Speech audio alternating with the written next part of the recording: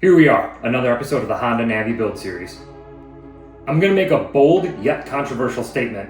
I hate all of the aftermarket fenders there are out there for the Honda Navi.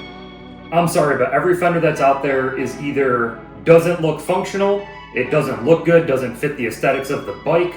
I just don't like anything that's out there.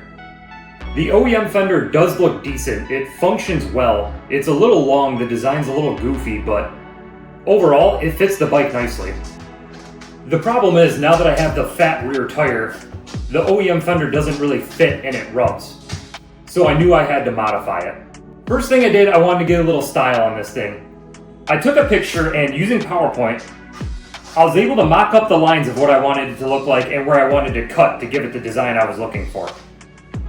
I also eliminated this tab since it will no longer reach once the fender is spaced up.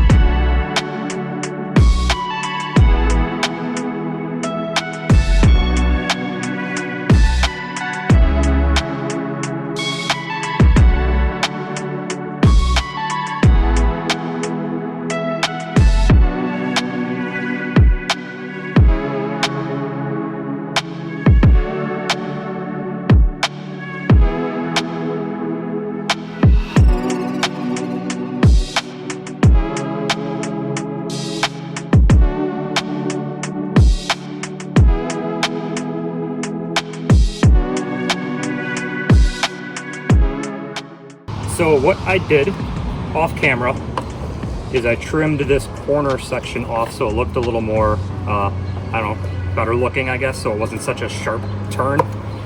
And then in addition to that, I trimmed off this tab right here, which would normally bolt right here.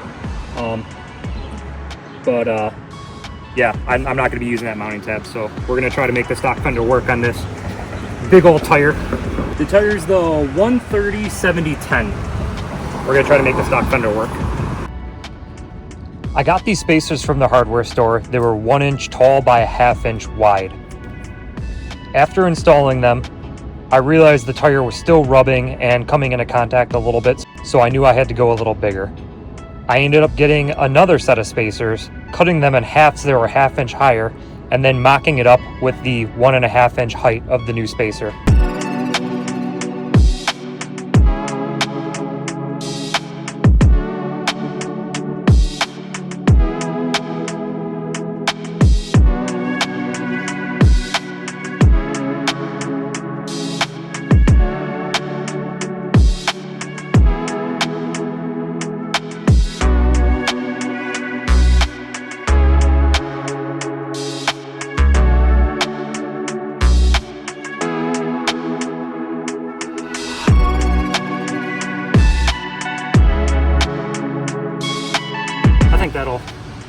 I think that'll work.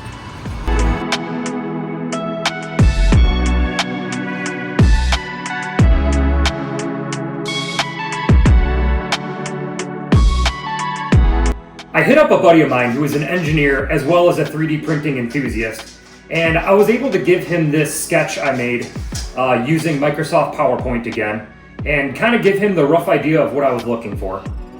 Based on my tests I used from the store-bought spacers, both the 1 inch and the 1.5 inch tall spacers, I knew I kind of needed a wider base. It was almost like the fender only being supported by 2 spots, it would sway easier because it was such a small footprint on both the bottom and the top of this fender. So I wanted to give it a wider square base. I ended up going with a 3/4 inch wide square base with a 3/4 inch top portion as well, so that way it had more surface area both mounting on the tabs for the fender as well as up on the actual fender itself.